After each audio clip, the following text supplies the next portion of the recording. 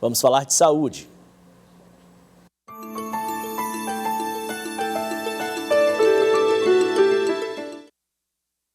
O mês de setembro é marcado pela campanha de prevenção ao suicídio, chamada de Setembro Amarelo. A campanha faz um alerta mundial que, segundo a Organização Mundial de Saúde, 9 em cada 10 mortes por suicídio podem ser evitadas. Os sinais da depressão, que a cada ano tem vitimado muitas pessoas no Brasil e no mundo, podem ser identificados. Esta psicóloga alerta que as pessoas mais próximas podem sim ajudar as que sofrem do mal. E reforça, pequenas atitudes são essenciais para dar o apoio necessário. Sinais de isolamento, de pouco prazer nas situações de vida. Diariamente a gente vê pessoas no automático. Pessoas que não se alimentam, elas engolem a comida. Não sentem mais nem gosto, então não param nem para observar os atos que fazem consigo.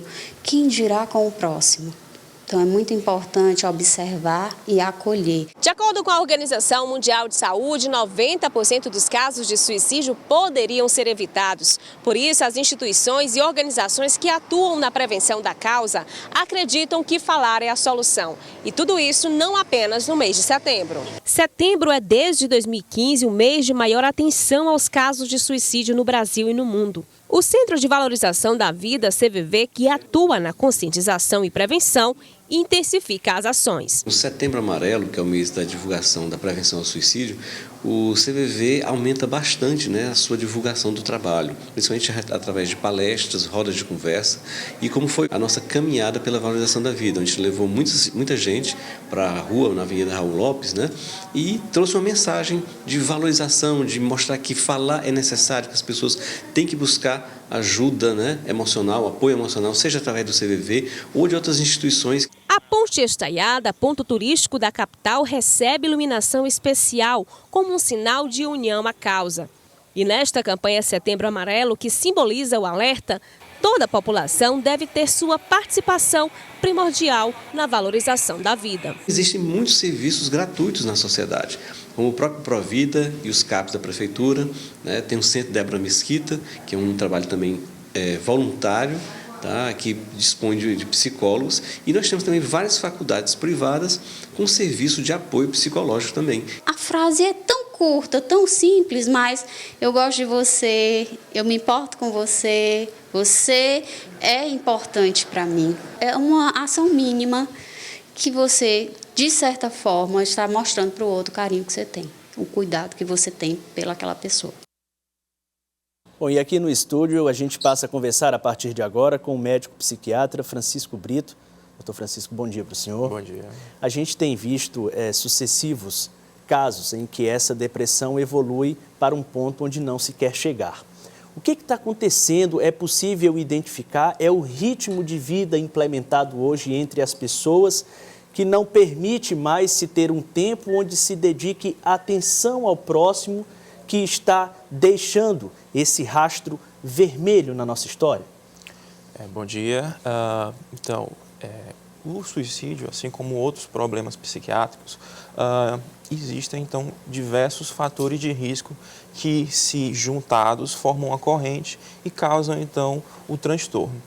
Existe uma classificação, assim, até bem didática, por exemplo, que foi feito para adolescentes, que coloca o seguinte, que haveriam, então, antecedentes. Por exemplo, a pessoa ela teve uma tentativa anterior, a pessoa está com um problema, um transtorno psiquiátrico, por exemplo, os mais frequentes associados ao suicídio, depressão, transtorno bipolar, transtorno de conduta e transtorno de uso de substâncias, em que há, então, gatilhos, por exemplo, momentos estressantes na vida, como separações de relacionamento, demissões, morte de familiares, problemas de sexualidade, então, que junto a isso, desse gatilho, associado ao que a gente chama de facilitadores, por exemplo, o uso de substâncias psicoativas, entre elas o álcool, por exemplo, em jovens, a questão do exemplo de pessoas famosas, a questão de alguns meios de comunicação colocar informações muito explícitas, juntamente, finalmente, com o quarto item, que seria, então, a oportunidade, né, que seria, então, o meio de acesso à maneira de se matar, né, que existem, então, diversas possibilidades. Bom, qual é o ponto em que se deve ter atenção? Você está num estado de tristeza em relação a uma circunstância, às vezes, que não saiu como se esperava, é natural se ter uma decepção na vida em um momento pontual. Mas quando é que esse estado de tristeza vai representar, de fato, um risco e merecer atenção? Então, os estudos mostram que a maioria das pessoas, então, que tenta o suicídio, elas demonstram alguns sinais. Por exemplo, a gente vai ver a questão de um episódio depressivo em que, para você ter uma ideia como o suicídio é tão característico desse transtorno, ele é um dos critérios para a gente dar esse diagnóstico. Então, pegando, por exemplo, uma pessoa que tem esse episódio depressivo, é uma pessoa que mudou, então, a maneira de ser, uma pessoa que está, às vezes, mais entristecida, mais irritada, uma pessoa que perdeu mais a vontade de fazer as coisas, perdeu o prazer, é uma pessoa que está com dificuldades em sono, dificuldades às vezes no apetite, dificuldade na concentração, uma sensação crônica de fadiga. Então há realmente essa queda nesse desempenho e culmina às vezes com pensamentos de que a vida não tem sentido, que a vida não tem como continuar. Então, esse comportamento a gente pode observar dessa pessoa e, nesse momento, oferecer, então, ajuda. Quais os serviços disponíveis e esses serviços hoje, eles se comunicam como deveria, doutor? Então, os serviços assim da Fundação Municipal de Saúde se baseiam pegando com a nossa rede completa. A primeira, por exemplo, a pessoa ela tem esse pensamento, essa dificuldade de estar em casa, a gente aconselha ligar então para o número 188 do CVV, onde então vai ser acolhido, vai ser conversado com essa pessoa. Há um voluntário do outro lado da linha disposto a escutar. Né? Sem dúvida. Presencialmente, o que a gente tem? Nós temos os serviços de emergência da cidade, psiquiátrica, né? Por exemplo, nós temos o Hospital Areolino de Abreu, que funciona 24 horas por dia. Outras oportunidades, por exemplo, se o paciente é menor de idade, for durante o horário comercial, também pode ir diretamente ao CAPS Infanto-Juvenil.